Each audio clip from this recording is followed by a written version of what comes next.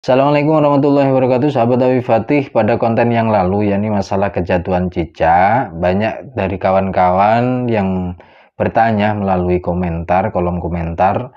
Mari kita baca bersama-sama beberapa pertanyaan untuk mewakili dari pertanyaan beberapa teman-teman. Yang pertama adalah, yakni kalau kejatuhan kotoran cicak di kepala atau rambut gimana? Ini satu ya. Terus ada lagi, Pak, saya habis kejatuhan cicak di kepala, nggak apa-apa kan ya? Ini. Terus lagi nih, kalau nginjek cicak gimana? Pak, saya barusan kejatuhan cicak bahu sebelah kiri. Dikencingin cicak 2 kali di tempat yang berbeda, satu di kamar, satu di kamar mandi. Ya Allah, semoga tidak terjadi apa-apa. Betul Pak, aku kejatuhan cicak 1 hari ke depannya kucingku mati. Wah ini ya, ada-ada saja ini ya. Pak Ustadz, barusan saya kejatuhan kotoran cicak di dekat mata, itu gimana Pak Ustadz, dan lain sebagainya. Mungkin itu bisa mewakili dari pertanyaan para sahabat-sahabat sekalian. Di sini yang perlu kita jelaskan bahwasanya kalau kita kejatuhan cicak, baik jatuhnya itu di kepala, di bahu, di tangan, di wajah, di dada, atau di mata, di kaki, dan lain sebagainya, atau itu kotorannya, kotoran cicak, kencingnya cicak, juga kita menginjak cicak, jangan sampai jangan sampai tahayul, menganggap akan mendapat kesialan. Itu namanya tatoyur. Tatoyur itu yaitu menganggap akan mendapat kesialan jikalau kejatuhan cicak dan lain sebagainya. Itu bohong, itu tidak akan terjadi. Jadi para sahabat perlu diketahui bahwasanya kalau kejatuhan cicak, kotoran cicak, kencing cicak, dimanapun jatuhnya di anggota badan kita, jangan sampai tahayul, yakni menganggap itu akan mendapatkan kesialan. Itu tidak benar para sahabat. Jadi itu hanya mitos belaka. Lantas bagaimana sih tanggapan ketika kejatuhan cicak, apa yang harus kita lakukan? Sudah diterangkan pada konten yang lalu bahwasanya anjuran dari Rasulullah Shallallahu Alaihi Wasallam ketika hati kita terdapat tatoyur atau hati kita itu merasa akan mendapatkan kesialan karena terjadinya sesuatu, maka kita dianjurkan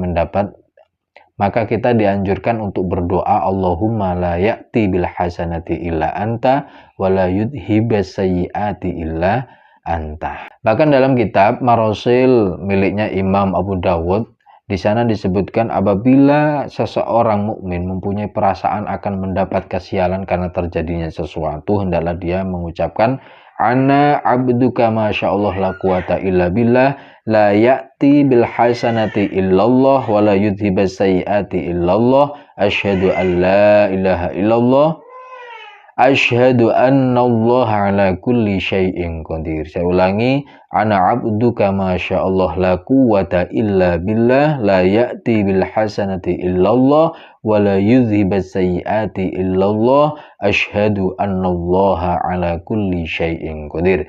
Insyaallah tidak terjadi apa-apa para sahabat. Ada lagi selain kejatuhan cicak, biasanya itu yang mitos dan itu sudah tersebar luas ke masyarakat kita, yakni kejadian menubruk kucing. Ketika kita di perjalanan menubruk kucing, oh nanti begini dan begitu. Enggak para sahabat, saya sendiri pernah menubruk kucing dan itu tanpa sengaja. Saya pulang dari rumah sakit jam 12 malam, tiba-tiba ada kucing lari dengan kerasnya menubruk motor saya dan meninggal. Masya Allah, la quwata illa billah. Dengan izin Allah tidak terjadi apa-apa. Maka dari itu para sahabat, jangan sampai hati kita ragu dan menganggap akan mendapatkan kesialan. Para sahabat, masalah cicak ini biar kita tuntas membahasnya, sunnah untuk dibunuh. Sunnah untuk dibunuh yang mana bunyi hadisnya adalah man qatala waja'an fi awali darbatin kutibat lahu mi'atu hasanatin wa fi saniyati dunadalik wa fi salisati dunadalik.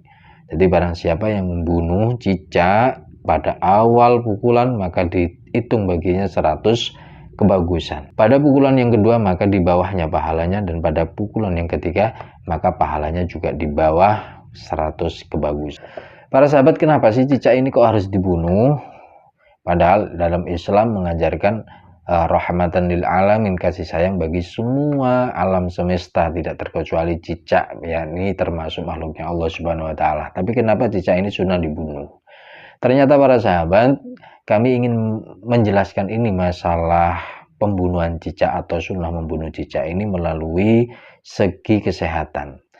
Kami mengambilnya dari situs yang terpercaya bahwasanya cicak itu mengandung beberapa bakteri, mulai dari tubuh cicak itu sendiri ataupun kotorannya. Mana pada tubuh cicak ini ada bakteri yang namanya E. coli, atau ini bisa menyebabkan sakit perut bagi orang yang terkenanya itu. Dan juga pada kotoran cicak terdapat bakteri yang namanya salmonella, yang mana salmonella atau bakteri salmonella ini bisa membuat demam dan juga diare dan kejang perut dan lain sebagainya, beberapa penyakit yang ditimbulkan bakteri-bakteri yang ada pada tubuh cicak dan juga kotoran cicak. Oleh sebab itu, karena cicak ini hidup berdampingan dengan manusia dan juga membahayakan terhadap manusia, maka dari itu disunahkan untuk membunuh cicak.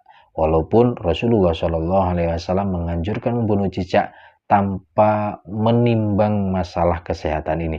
Beliau menyunahkan untuk membunuhnya tanpa mempertimbangkan masalah ini, karena itu perintah dari Allah Subhanahu wa taala. Akan tetapi setelah diteliti, memang di dalam tubuh cicak itu terdapat bakteri-bakteri yang membahayakan terhadap manusia. Para sahabat sekalian, mungkin ini sudah jelas ya, bahwasanya apabila kejatuhan cicak dimanapun kejatuhannya, di kepala, di pundak, di dada, di wajah, di kaki, di tangan kanan, di tangan kiri, atau terkena tai cicak, kencing cicak, atau yang lainnya, ini tidak terpengaruh sama sekali, tidak ada bahaya yang akan menimpanya. Jikalau punya keyakinan itu, maka segeralah membaca doa dari Rasulullah SAW yang telah kami sebutkan tadi, dan yakinlah bahwasanya yang memberi manfaat atau madarat itu hanyalah Allah Subhanahu wa taala. Para sahabat, semoga ini bermanfaat. Assalamualaikum warahmatullahi wabarakatuh. Ilmu yang kita dapati, motivasi yang kita dapati, nasihat yang kita dapati, jikalau tidak ada action sama sekali, maka hasilnya juga nol. Maka dari itu para sahabat, mari kita bertindak, kita amalkan apa yang kita dapati, insya Allah berguna fid dunya wal akhirah.